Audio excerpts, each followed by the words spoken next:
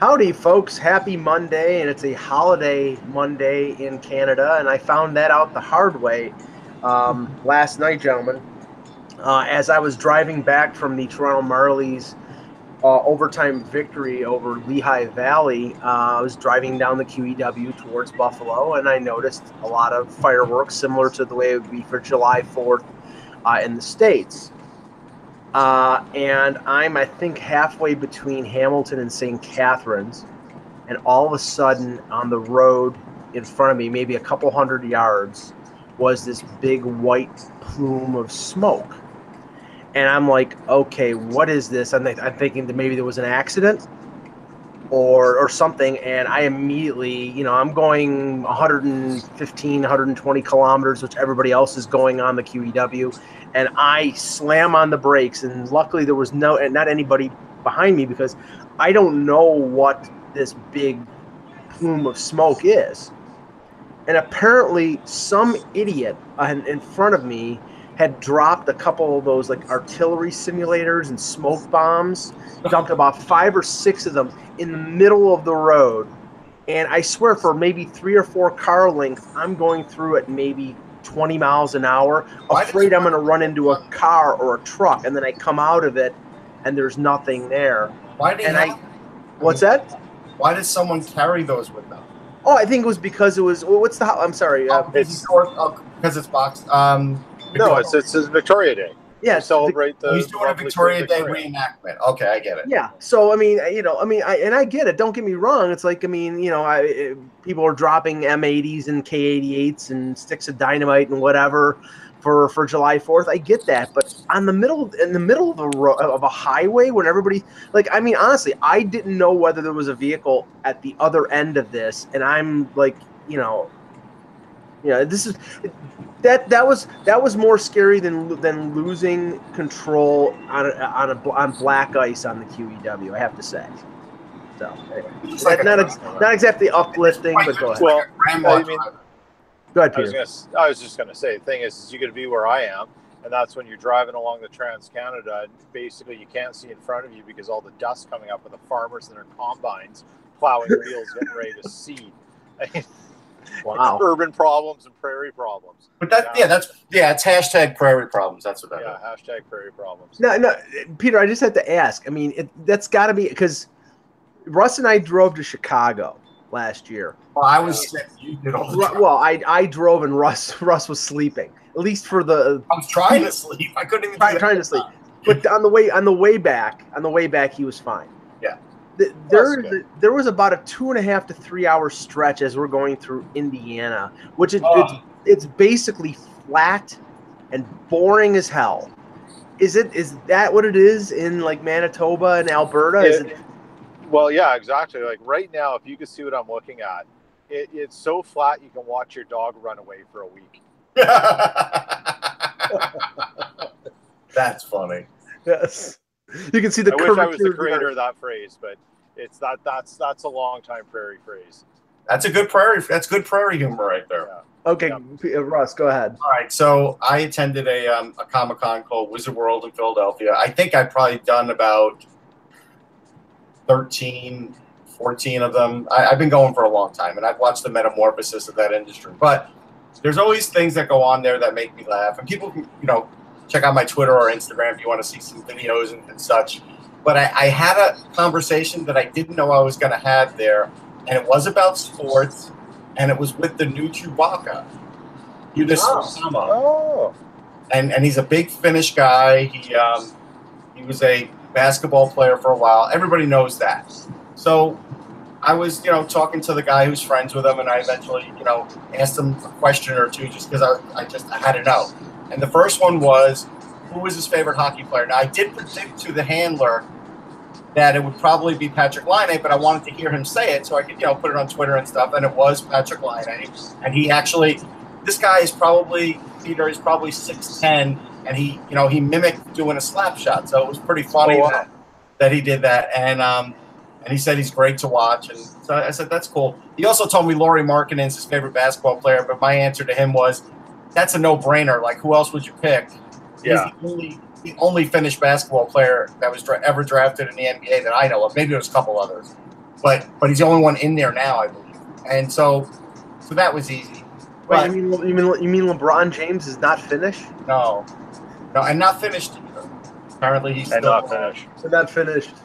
He's still going on. But here was something that he told me that blew me away, but I tried not to make a big deal of it then.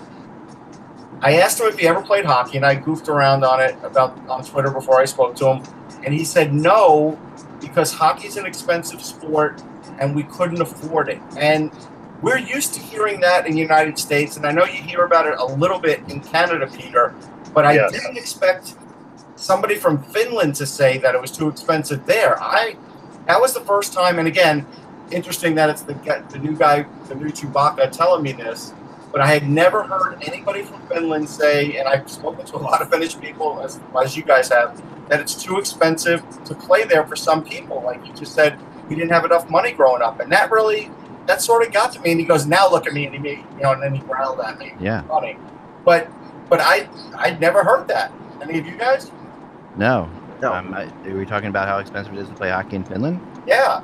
Yeah, I'd never heard that either, Russ. No, I never really heard that at all. I've always heard nothing but, I mean, I get it. The Finns never complain, right? They just hold a grudge and they just never smile. And that may be why, because hockey's so expensive to play by the time they make it. And they hate the Russians because the Russians invaded in 1940. There's a lot of reasons for them to hate the Russians. Yeah, I know.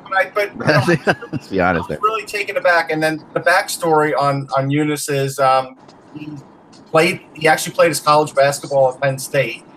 And he's currently living in the Philadelphia area right now, which is interesting.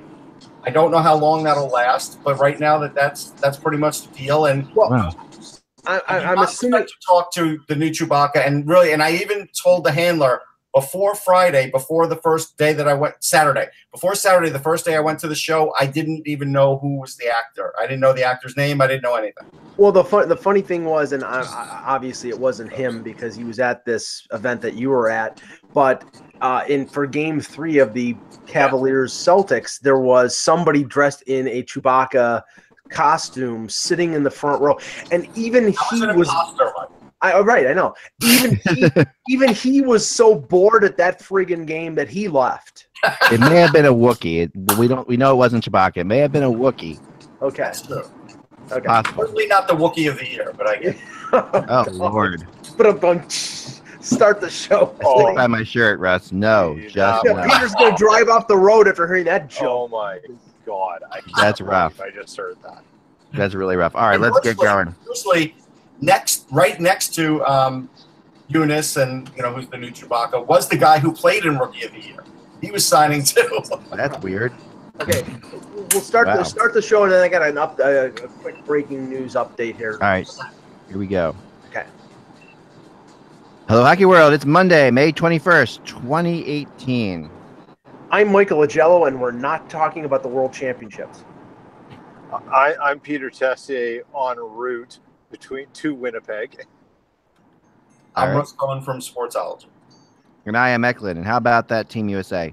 You're watching HockeyBuzzcast on HockeyBuzz.com. This is the podcast that comes every Monday through Friday at this time to fill you in the comings and goings in the hockey world. And definitely, we're not starting with the World Championships for sure. But I would hope. And I do have a good ex-addict for today as well. But let's start right off the top because we have Peter.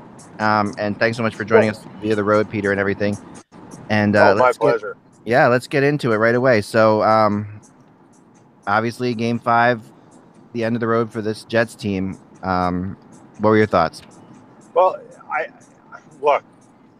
The team that was playing better won. Let's not take anything away from Vegas and the whole sort of gnashing of teeth and unfairness that people are claiming. Thank you, Peter. I appreciate There's that. There's nothing really unfair about what Vegas did. And if anyone's crying foul about it, you go and call up your owner of the franchise you support and you ask him, was the $16.6 million worth it to you to have this happen?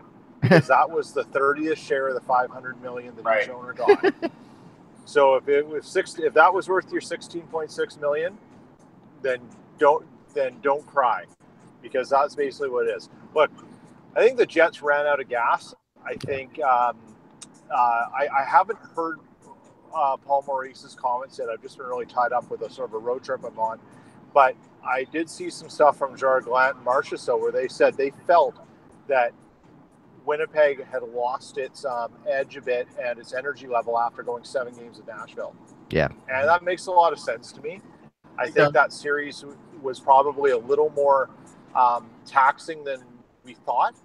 And frankly, I mean, Vegas, I've said this a few times online and in the blogs. They're a one-trick pony, but their trick is typical Vegas. It's like a great Penn and Teller act. You don't know how they do it, and you can't quite figure it out, but you're always dazzled by it. Right. And they're that good at it. And you got to give them credit. And the other thing is, I haven't checked the stats, but if Marc-Andre Fleury and the Vegas Golden Knights go on to win the Stanley Cup, will he do it with maybe a save percentage that breaks every record and maybe never achievable again? Because that's the other thing that's going on, is Marc-Andre Fleury is doing something. He's making Dominic Hasek look ordinary right now. Yeah. That's well, the funny thing about that, I'm sorry, and then I'll let you go rest. But the funny thing about that is they showed the stat on TV that actually Jonathan Quick's save percentage was better in the year that the Kings won the Stanley Cup, which is shocking. Like not by a lot. Shocking, no, because a lot of those games went to overtime. Like he really was fantastic. No, he was incredible, and not by a lot, but he was still better. And the one thing I want to say about the tired aspect that you were talking about there, because I do think it bears repeating. I do think that having only one day off after Nashville, coming out with all the energy, that was great. They went with adrenaline, but they did crash after that, which you knew they would. But the other thing is that, and Maurice did talk about it in his press conference for sure. But the other thing I really felt that Maurice didn't do himself any favors by not playing his fourth line enough. Like I really felt like that, and I really felt like Tanev especially was effective. Like whenever he was out there, and I was surprised that he shortened the bench so quickly. And of course it got desperate. Here's a few things. The first one is, just because things have broken right for Vegas doesn't mean your team has done anything wrong or has been doing it wrong all these years. I keep hearing this and seeing this as a narrative, and it's crazy. It's like, wait a minute. Yeah. There are teams, and I'm hearing it in Philly too. Oh, Ron Hextall, how do we know he's a good executive? Look what Vegas is doing. Like, listen, stop. The Vegas narrative has nothing to do with your team other than the expansion draft, and we can talk about that again later. But I'm going to, again, talk about Dustin Byfuglien, because the last 4 games, he has 1 point, he's a -5, and then here are his hit totals.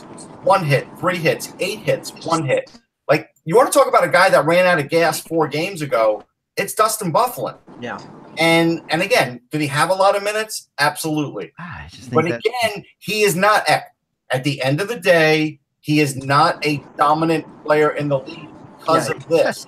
He's inconsistent, Ak. He always has been. Great. I think you guys are insane. I mean, Dustin Byfuglien's not the problem. I mean, Dustin Byfuglien, you can say he didn't have a greatest series. No. I'm not saying he's the reason they lost. I'm saying he ran out of gas. He's a game. Ak. Byfuglien is a game changer, but when he's a game changer and he's at the top of his game, he can basically almost single-handedly get the Jets to win the game. But sure, you can see when he sort of steps back and he's not that dominating force.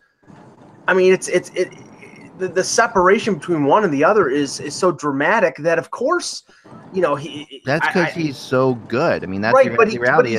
But he's not consistently good, and that's what nobody can be. I mean, nobody's consistently good. I'll let Peter go. Yeah, no. So let Peter go. Here's the thing. There's a couple thoughts on this. Like, look, Byfuglien ran a bit out of gas. He couldn't be his dominant self. Yeah. That's fair. The problem is no one picked up the slack. Right. That's true. And that's the issue. Is that it's almost like a collective fatigue, a collective. We've got. What do we do next? And I'm not trying to say, well, obviously you got to win and play hockey, but it's if the guys you need to lean on aren't there, someone's got to fill that void, and no one really did. But credit to Vegas. Yeah, they did a lot to take away any chance the Jets were going to have of putting a person in place to fill that void. And how many times in this series did Vegas respond within seconds? It was unbelievable. It was incredible that their ability to counterattack and take the momentum away from the Jets at every single opportunity. And I said this on Twitter this morning, and I really believe it. Before the puck has even been dropped in Game 1 of the Stanley Cup Final, now that they've made it to the final, I think Marc-Andre Fleury is your Conn Smythe Trophy winner. Oh, yeah. I don't care if they lose 80-0 in the 4 games. I mean, but I can't say it yet. No, they will be, because they got to give Vegas something. Like, if Vegas doesn't win the cup, you got to hand something to them here. You got to just Fleury, he's earned it, but you also, if they don't win it, you got to hand him something and say, you guys, because this is too big of a story, and I was really mad because I heard somebody talked about it today. But I mean, I think this is the biggest story. I was talking to my wife about this yesterday, driving back from the shore, since the Miracle on Ice in hockey, like the biggest hockey story since the Miracle on Ice. And Elliot Friedman referred to it as the Miracle on Dice. Yeah, I saw that. Which I thought was That's good. great. That's clever. I was mad because that was clever. That was going to be my story today. I called it Mystery Nevada. But no, this is the thing. Touching on something that Russ was saying, I'm writing something, because fans. I mean, my brother is a Leaf fan going back to even before me. Obviously, he's a few years older than I am, and fans of that generation who remember the team winning in '67 and them being not in the cup, not in the cup final for 51 years. Some of them are a little pissed off that the Leafs, that a team that is in their first year has gone to this length and gotten to the final. And first of all, I think it's a great story. I mean, a story like Fleury and other players on this team, and the way the team rallied around the deaths in Vegas before the beginning of the regular season, and everything that's happened after that. It's a compelling story, and fan bases, fans in Philadelphia or in St. Louis or in Buffalo or Vancouver or wherever. I mean, get a grip. I mean, and for Leaf fans, and I'm writing this today. Look inside. Look inward. Look at the organization over the last 51 years. Look at Harold Ballard and Punch Imlach and Brian Burke trading 2 first-round picks for Phil Kessel and all the things that have happened over the 51 years. Don't be envious of a team that everything fell in place. Eventually, it's going to fall in place for the Leafs. I really believe that. But don't. This is a great story. They're probably going to make a movie about it, and it's phenomenal. So just go with that. Here's another thing. There needs to be I actually want Vegas to win the Stanley Cup, because I want this sensational thing to actually have the backstory told, where we get guys who go in and do a story on the lead up to the NHL draft. What Gallant and McCrimmon and thinking, what their plans were, what their thought process was, how the offers came in. This needs to be told, because it's absolutely incredible. But it's for all the fans who are bitter out there, and I was having this discussion online last night a little bit. There's a question said, well, if you're an owner and you now see Vegas Golden Knights in the final, you should be asking your GM, well, why aren't we there? And there's this tweet going around. I said, that's fine, but one GM isn't responsible for the Golden Knights being there, and the way it was set up is that the questions need to be asked to GMs is, particularly if you're Anaheim, Florida, and Minnesota, and even Columbus, why'd you do that? Why did you give up on those guys? Well, that's the question that owners should get smart on now, because you said, you know what, I may have got $16.6 million, but I'm here to get in the Stanley Cup championship, and this guy did it with a blank slate in one season. Why aren't you making moves like that? Here's the thing I want to say, Peter, about that, because that's being asked. Conversation. Right. Yeah, that's being asked, and I know somebody. I actually know 2 people now I talked to who interviewed for both the Carolina job and the Minnesota job as GMs, and they both said to me that they were asked, what can we do like Vegas is doing? Okay. And, that whatever they're doing, their style they're playing, or whatever, the kind of players they got, how can we repeat that? And that's, of course, this is a copycat league. But here's the thing that I don't buy the argument, and I think it's unfair for people ripping on Florida and people ripping on Minnesota. I mean, you can, obviously, and in hindsight, you can always sit there and say that's for sure. Right. But who are the players that that Vegas picked up from the other teams that were flops, and that were flops. That like think about that. So if you think about that for a second, you can't really think of anybody, right? I mean, Yeah, obviously, no, I can think of a few. okay, but real flops like that. Brendan Leipzig, and I'm not saying he's a flop of a player, but because I think he's an NHLer, but they picked him up, they really didn't give him an opportunity, and they traded him to Vancouver, and Okay, that's they moved him right out. So, that's I mean, one guy. Of the players who played on this team for the whole year, really, you can't sit back and say that they made one bad decision. And when you think about that for a second, you have to say to yourself that it has nothing to do with the decisions, because they can't all be that. What it comes down to is this team concept, and whatever they are doing is working, right? And that's what it comes down to. They made I'd say 1.5 mistakes. The only real big mistake they made was Shipachyov, and trading 3 draft picks for Thomas Tatar, who's not been a part-time player for them, but that might be a good deal a year or two down the line because he's got 3 years left in his contract. But actually, the funny thing is, because I was again writing this for the Hockey Buzz column, the team that's sort of forgotten here is Anaheim. Anaheim, they protected Silfverberg, and that was understandable. They instead of wanting to protect 4 defensemen and protect Theodore, they protected 3 so they could protect Silfverberg, but they didn't buy out Kevin Bieksa. And if they would have bought out Kevin Bieksa, they would not have lost Shea Theodore. So instead, they trade Theodore to Vegas to take Clayton Stoner, and Theodore is probably their best or their second best defenseman. And the thing is, Anaheim overestimated the depth of their organization, at least right now, on defense, because when they traded Sami Vatanen, they were all of a sudden thin on defense. Yeah, but I got a couple things. First thing is we do have breaking news. It looks like Andrew Arthur Staples saying Lou Lamoriello is the GM of the Island. The GM or the president? GM. Okay, because that was the breaking news I wanted to tell you.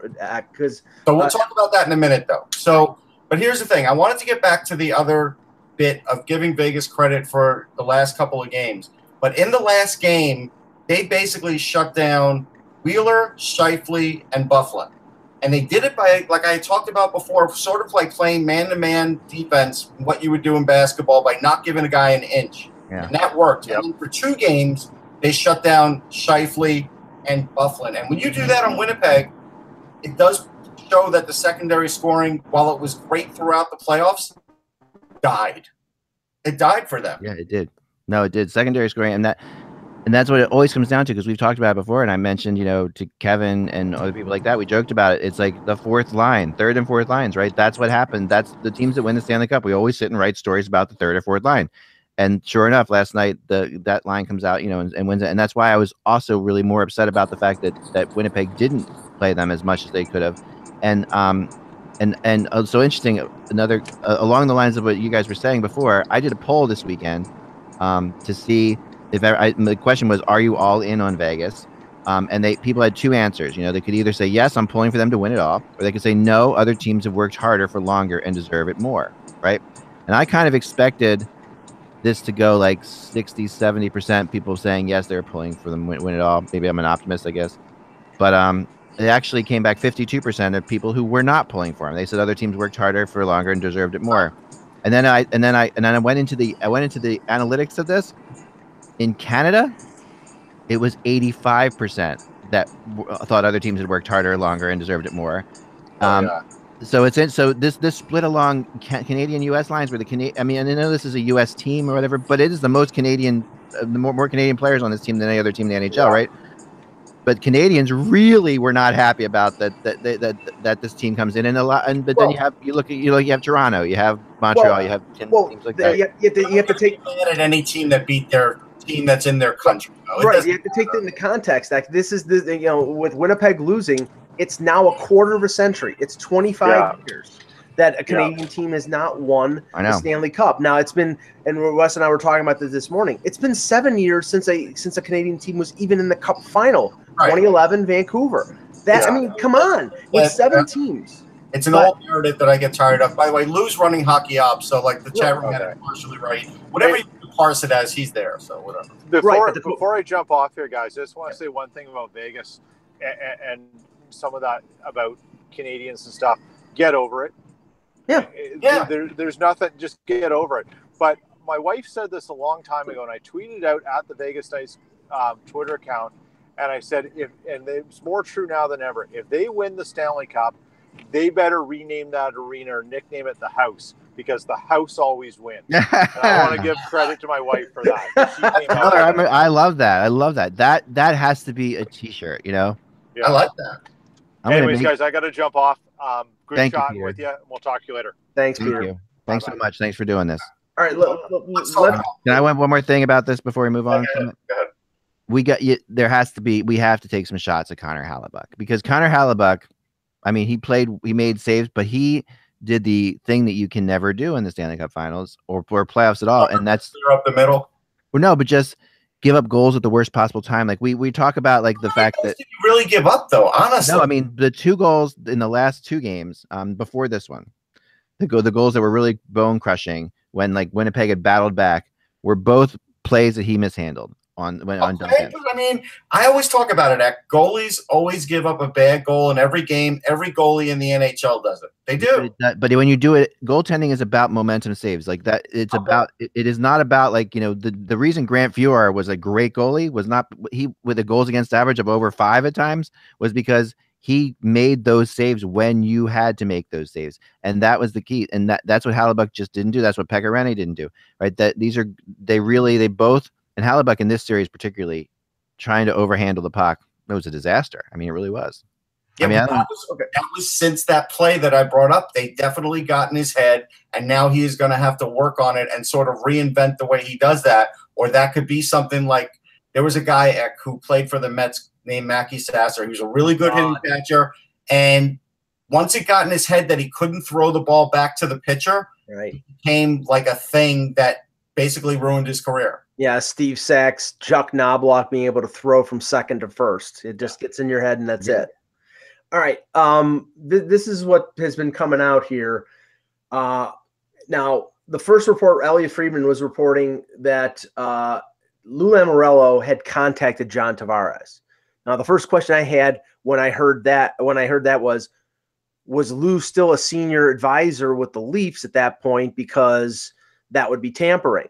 Probably. But the report from Arthur Staple that came out and Elliot expounded on his previous report is that he was believed to be representing the Islanders when he spoke to Tavares. Now, this is the funny thing. Yesterday at the Marlies game, I bumped into a official within the Leaf organization, and that's all I'll say. And when I asked the question, he spoke about Lou Lamoriello in past tense. And this was before this announcement. So all I can say is this has been the worst kept secret, which is unusual for Lou Lamoriello's situation. This has been the worst kept secret even before before the Leafs decided that they were going to move on from him. This is the comical part about it. If you could imagine Lou Lamoriello in an office, like literally yesterday, he had to call the logo guys to scrape off the Leafs logo and put an Islanders one on because he knew the story would break today, right? It is kind of Lou. I mean, it's kind of funny. Lou definitely does not love the social media world, and it's impossible for him to keep. He was really good at keeping secrets, but no one can keep secrets anymore. The problem is, and the issue is, and this was such an obvious thing for so many reasons that you didn't even have to be connected to figure that this was going to happen. You didn't, that's really where it came down to. Go ahead, Mike. Now the question is A, will this make any difference to John Tavares? Which I don't know if it will. And B, where does Garth Snow stand here? Now, for fans of the Islanders, I think they probably are hoping that he'll be taking down some of those billboards and not having anything to do with the general managing of the Islanders. But I don't know, because Lamoriello and Snow apparently are very friendly, so maybe there will be some role for Snow in the organization. I don't know. Here's what I've sort of surmised, Mike. I think he will have a big role.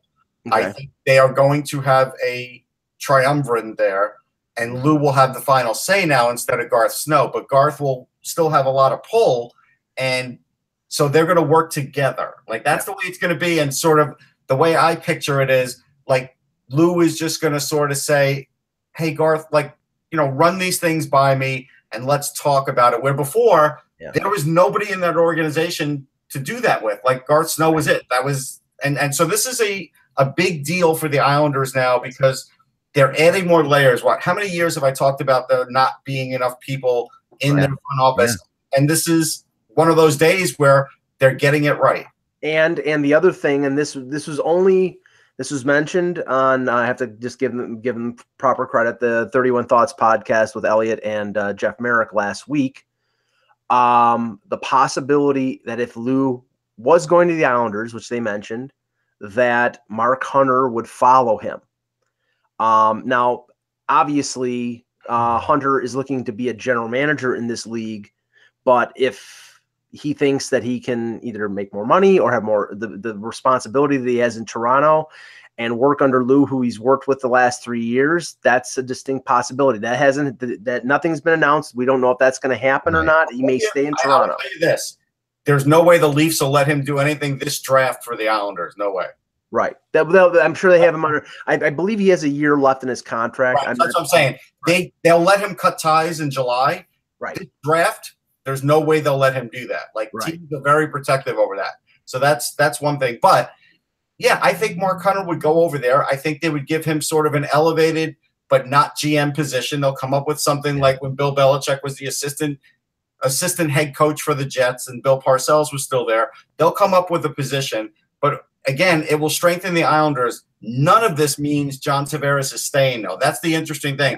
All this means, though, is if you're an Islanders fan and you lose John Tavares, the rebuild won't be as bad because now you have people in there and they get Hunter, really good people in there in place that make you think, based on what you saw with the Leafs, that this could happen finally and they're going to do it right. And the Islanders have a lot of pieces to work with, but I mean, the thing is with Tavares is that, he's 28 years old.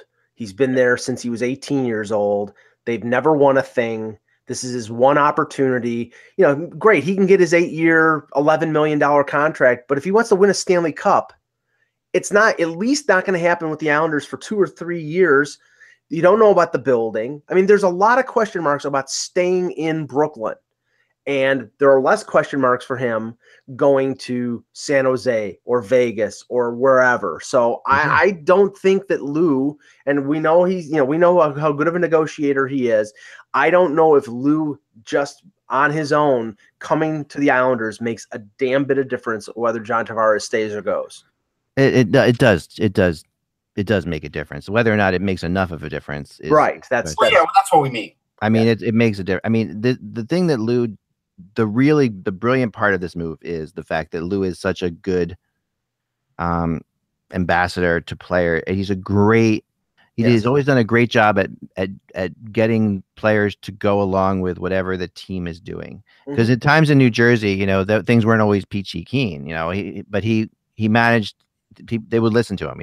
He would explain to them, this is why we have to do this. This is the business aspect of it, what have you. We got to do this, and he would be upfront, and he would be completely upfront with them, and he would sell them. They would get it, and that to me is where he comes. That's usually important because they have not had that, and Garth Snow, if anything, has gone the other direction, right, to the point where, I think a lot of players there are just very uneasy about the whole thing, So this. And that there's a big issue right now between what the team is doing, in general, and what the players are to expect. Lou is the perfect bridge for that, And I think that you can't control it is this arena business, and there's a problem now. I talk to people all the time on Long Island, and it's still dragging. It is not even haven't even broken ground yet. This is a problem for keeping Tavares for sure. And the only fallback here is to go back to Nassau Coliseum, which has been redone. But what's the capacity? 13,000? Something like that, 13, 14. They could probably get seats, I've been told. But there's this other, Mike, remember, there's another arena that they're talking about building on the island that could possibly get built before the one that they had earmarked. So you mean the one in Suffolk, which is further away from New York City? That'll be popular. Well, it might be. I mean, again, they've never really had a chance to let the Islanders be Long Island's team. It's always been sort of close to New York. Right. this would be a way to sort of rebrand it as Long Island only. I don't think that's a bad thing. I don't think they need to actually be the New York Islanders. I mean, they always will be a name because you're always going to keep New York in the name, but they could really try a rebranding here. But again, I don't know what's going to happen with this, but it's not a slam dunk like we thought before, because now they're just, why is it dragging? Like, nobody has an answer about this. Yeah. Other than what I said in the first place is environmental impact statements take a long time. But I'm going to give you, the minute Lou gets announced, right, I'm going to give you a possible first move similar to what he did with the Devils before he left, getting Corey Schneider at the draft. He should go after John Gillies with Calgary. He's a Providence guy. I'm sure he knows a lot about him. Yeah. And he would be better than any. I think he's ready. I've watched him in his NHL stints. I've watched him actually practice with Calgary. He's healthy. He's big. If I'm the Islanders, I get him, and I try and make that my goalie. Yeah, Rod, the only problem is that I with Mike Smith's injury in Calgary. Yeah, they may not give him up. Yeah, right. I mean, they have Rittich and they have Parsons is in the ECHL and probably moving up to the AHL this year. I don't think they're going to give up on Gillies because, I mean, Smith's got 1 year left, and then who's the goalie? So well, the thing is, I think there's still a possibility of making a trade because. Yeah. Look, I don't care that Parsons played in the ECHL. To me, that means I think he's a great prospect. I do. Yeah, because Jonathan Quick did too, right? Like, I mean, sometimes there's just no room. Right. I think I think there's still a possibility Gillies will get traded here because at the end of the day, they're not going to be able to keep all of these goalies anyhow. No. And Islanders are willing to part with one of their first round picks. But why? If they get a pick back in return, like a third rounder, why wouldn't they make that trade? But remember Lou's history post New Jersey. I mean, or with New Jersey after Brodeur, Schneider was established in Vancouver. I mean, he'd played in the NHL. Freddie Anderson was established with the Leafs. If he's going after a goaltender that's going to be the cornerstone of that team, he's going to go after somebody who's going to get that's established these days. It's a totally different world. Jake Allen. Jake Allen is not established, though. I know. Well, he's established. He's not great, but I'm saying. See, that's the thing. When they got Schneider, he was a no-brainer because you knew that Vancouver couldn't keep him. The way that was set up, it was obvious that he was going to get traded. I can't think of another goalie where it's obvious that he's going to get traded other than maybe John Gillies, who is just waiting for something else to happen because they are blocked. Grubauer? Grubauer is the only other one. Yeah, and that's inside the division. So that's I would think I would take Gillies over Grubauer because I still think at 24 you've got a big ceiling there, and I like the amount of net he takes up at 6'6". If you want a cheap option, if you want a cheap option, how about Garrett Sparks? No, but they don't want a cheap option. I think they want I think they want a cheap option. This is the Islanders we're talking about. No, I think they want the right guy, and I think at the end of the day. If you get someone like Gillies, you're talking now. He has played 12 NHL games, so it's not like he hasn't played any, and he's healthy, and we know what he can do. Right. What he have with the Flames? He was a little under. What about ex favorite Aaron Dell? No, he's better than Aaron Dell because he's younger. Like Aaron, nobody believes Aaron Dell. Even Eck doesn't believe in Aaron Dell.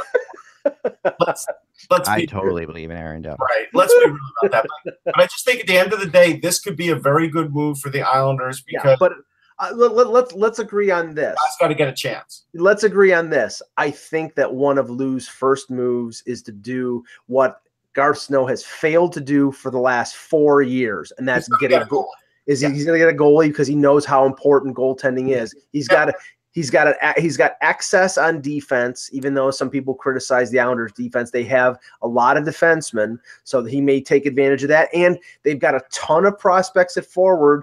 Maybe this is the time to sort of like reorganize where the Islanders are. Now, you may have to do that because you may not have Tavares in the mix, but I think Lou did that successfly with the Leafs. He did a good job in 3 years helping them out. He got rid of Phaneuf. Which was a Herculean task, and he got their goaltender of the future in Freddie, or goaltender of the present in Freddie Anderson. So I think he's very capable of helping out the Islanders in the short term. No, he is, and he'll make some really smart moves. He does like you guys have talked about. He and Garth Snow have a great relationship. He's helped Garth Snow a lot. He's mentored Garth Snow a lot. behind the scenes.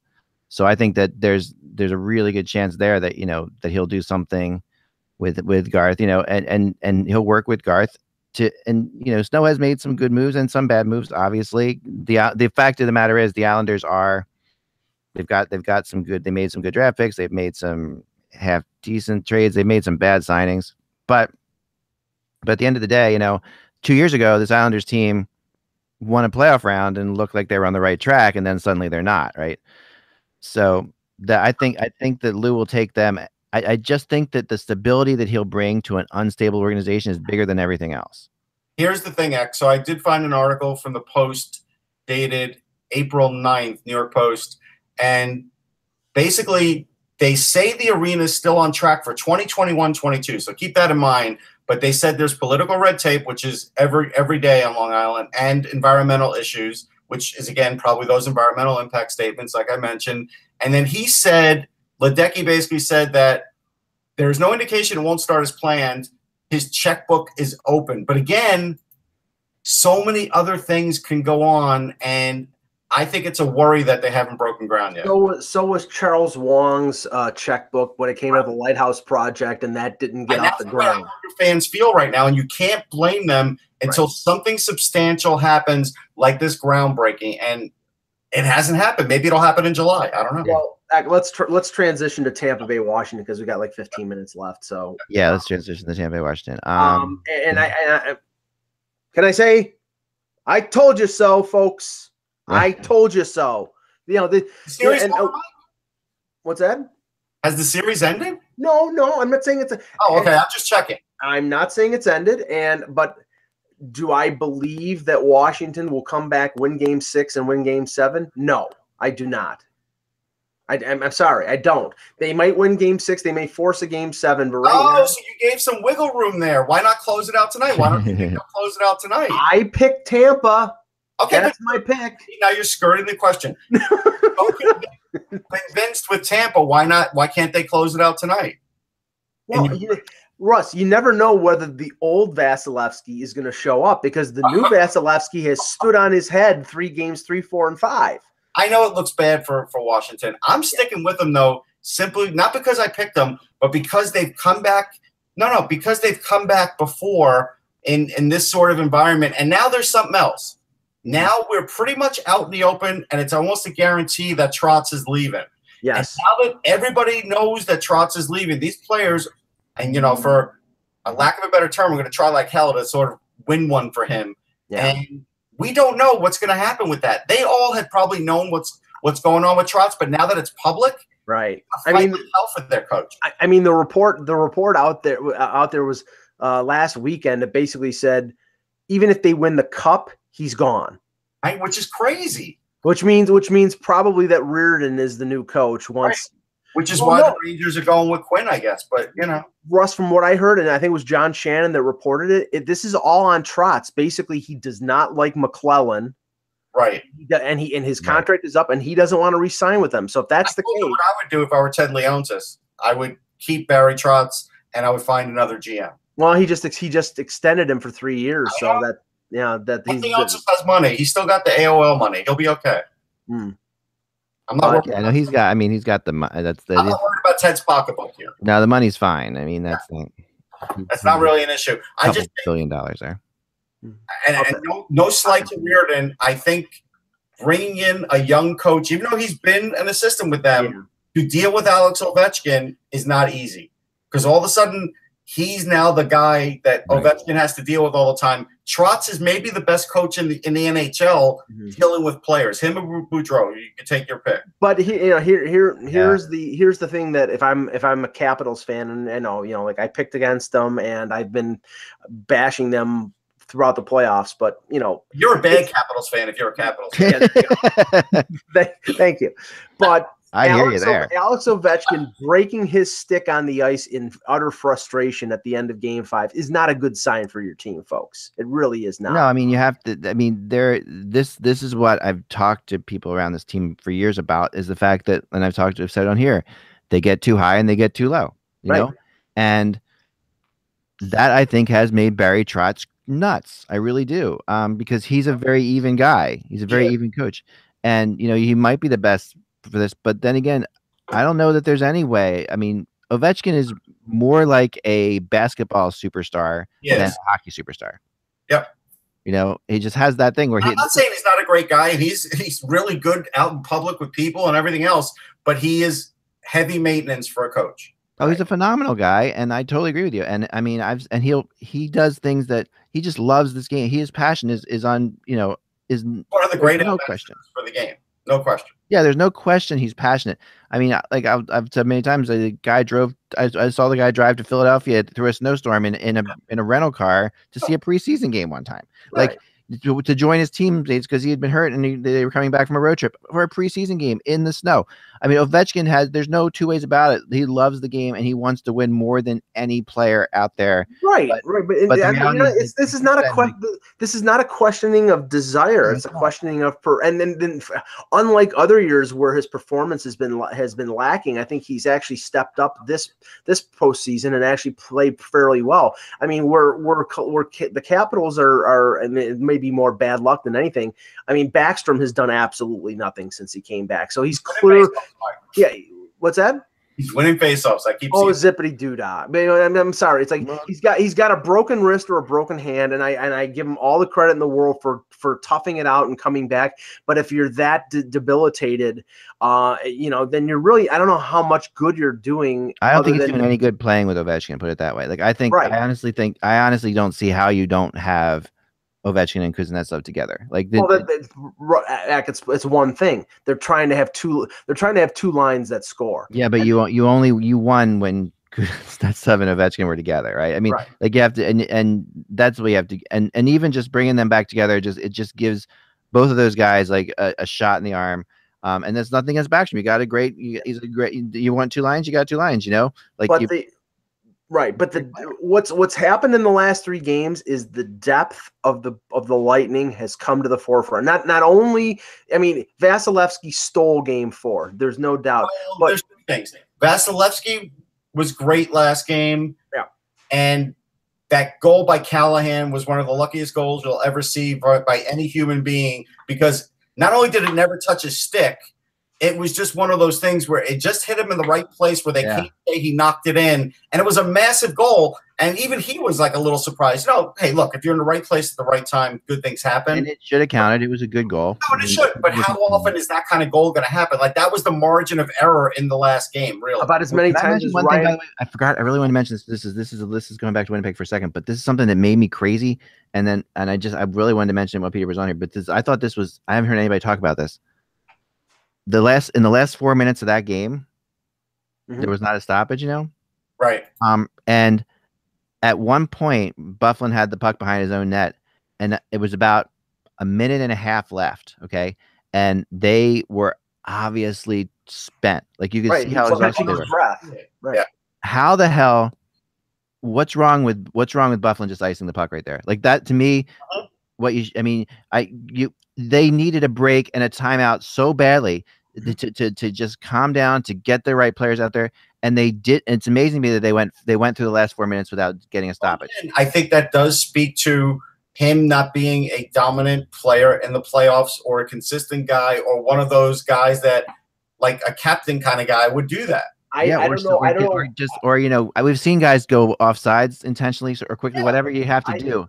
I don't know what his minutes were in Game 5, but all I know is, like, from watching Dion Phaneuf play 26, 27, 28 minutes with Toronto, when he got them that much ice time, his brain went to mush. It's basically you get so fatigued that you don't. You think people are yelling from the bench or something like that at that point? Like people, get a stoppage, because like the fact is there was no way the players who were on the ice, and they were the players they had to have on the ice, the only players that were scoring in the series.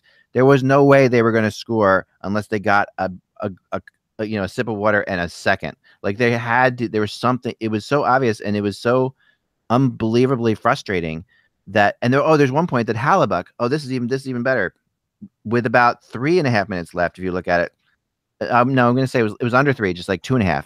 The puck comes in, and Hellebuyck plays it. Like he could have easily frozen the puck at that point and gotten a stoppage. He plays the puck out with 2.5 minutes. Like he moves the puck, and I was just like this. That kind of stuff was just baffling. Like, how do you not 6.5 minutes, Mike? But some of that's power play time too. how do you not have that somehow get yourself a stoppage so you can call a timeout so you can set it up when the whole season's on the line like that? It was incredible to me. I just didn't hear anybody talking about it, but I was like yelling at the TV. I'm like, why aren't they stopping the play? They were just so tired. Well, anyway, I'm sorry. Yeah, no, and the thing, and just going back to that for a second, when Fleury tweaked, it either was a groin or a knee or something like that in the second period. I mean, like, okay, Manny Legacy is the backup goalie. Yeah, that's that's crazy.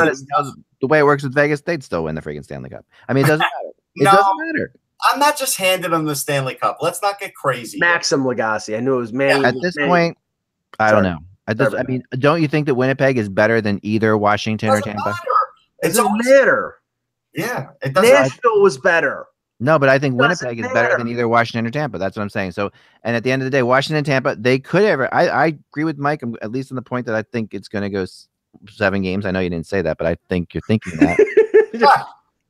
Just misinterpret me to make your own point. I really point. think this is going to go 7 games. I do think the Caps will find a way to win. There is backs against the wall type of thing. And the Caps in the past, by the way, have stretch series to 7 games. Even the Caps teams that have lost to the Penguins in 7, they've stretched all I know is, and I said this after game 2, that right now this is playing as the exact reverse of the first round series against Columbus. They lost the first 2 at home and then won the next 4, and they're doing the exact opposite of what had happened in that first round series. The difference, what makes this even worse though than that series, was they actually dominated the first 2. Like where you have the Columbus Blue Jackets, those were 2 overtime wins. Those were 2. I mean, they were close games against the Capitals. The Capitals actually did they own the Lightning for 2 games, and then there you are falling out. So that's the crazy thing. Yeah, it's. I mean, I think it's going to go 7, but and so what's going to happen again? That it's going to go 7, and again now the Stanley Cup Finals, I was told, are not going to start till Monday. Is that you heard this? No matter what, they're not going to start till Memorial Day. Really, the 31st? That is. Yeah, so Monday. Yeah, actually, Monday. Okay. No, Monday the 28th. Can I say something about that? The 28th, Monday the 28th. Monday the 28th, right? Okay, that's right. So no, the 28th I heard is one of the dates. The 29th, the other one. Again, the combine is like the 31st, 1st, and 2nd. It's like impossible for people to make all of these events. Yeah, no, I don't know how they're doing it. And it's funny. I'm sure Vegas is going to have somebody there, but Vegas, of all the teams, should definitely want to be at the combines. Tampa wins, it opens in Tampa. Right. Tampa had 113 points. I think actually Vegas beat the Caps by 1 point in the standings. They had 106 and Washington had 105. So if that's the case, it would open in Vegas if Washington won. It would open in Tampa if the Lightning win. So the problem with this is media day, which they're going to do, is going to end up being on Memorial Day, either on Sunday or Monday. Sunday, right? Yeah. I think that if it goes 7, it would open on Tuesday, from what I understood. If it was 6, if it goes ends tonight, it open on Monday. The actual series. So that means media days on the Sunday Memorial Day weekend, which is the worst possible case scenario. You don't want it. It's hard to. This is like the absolute. I mean, Russ. Last year was what, June the 3rd, June the 4th. And that's after the combine. It was great. Yeah. So you're talking about the Stanley Cup Final being over by June, say 14th or something like that. So that's going to be it's going to be over a week between, which is what was it last year? Was it 2 days, 3 days between? That's better from the teams. I mean, the teams would rather have that. Right. Which is probably why they did this. I mean, I don't think they could plan the fact that there would be so many short series. So, but no matter how you slice it, again, Vegas is going in with more rest than the team they're playing, right? And again, they're going in, healthier than the team they're playing. And it's just going to be, the reality is going to be, that's the crazy thing about this. It's going to be fascinating. It's going to be fun to watch. I really am pulling for Washington to send this to 7 because I want to see a nice seven game series here. I think it would be fun to have a game 7 in this series. I still think it could happen. Yeah, I do too. We will have a special guest tomorrow, Sheng Peng. Excellent. our Vegas blogger, will be joining us. Shang's such a great story. We'll tell the story tomorrow, but just how, like his guy came out of nowhere to me and just like, I want to cover Vegas. I'm like, sure, why not? Someone's got to cover Vegas.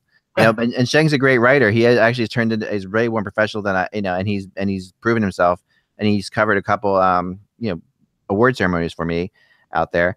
But I'm just been so impressed by the job he's done. He's done a great job. And the other night I'm watching CBC, and Shang Peng from Hockey Buzz asking a question to in the news conference. I'm like, this is great, and it's such a crazy story, because I never thought in a million years that this guy would be asking a question in a press conference of a team going to the Stanley Cup. That's just because This was Vegas. Anyway, before we go, one last thing real quick. We got to get out of here, I know.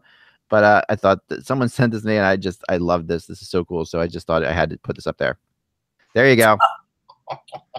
Oh, that's a disservice to Lou. I think that's phenomenal. No, I disagree. The Gordon Fisherman. All right. Remember, without the buzz, it's just hockey. We'll talk to you tomorrow.